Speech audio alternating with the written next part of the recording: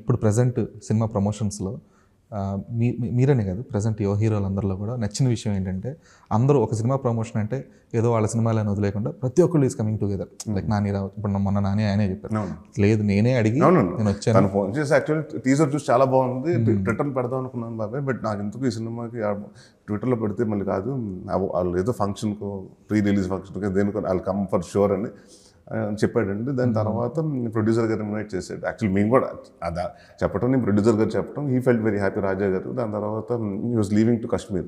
So 14th ఉంటున్నారు ఊర్లో, తర్వాత 15th తర్వాత లేరంటే రాజా గారు అడిగారండి. And is always been there అంట నాని.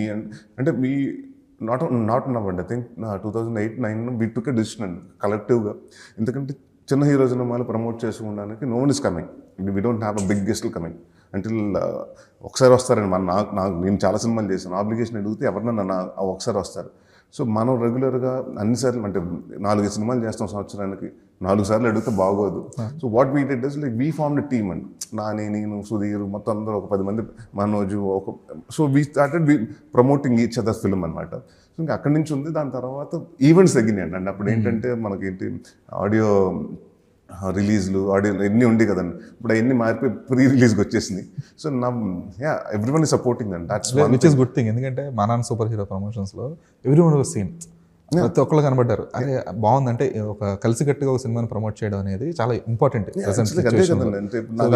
అది మనకి తెలుగులో ఉందండి, మలయాళంలో కూడా ఉంటుందండి.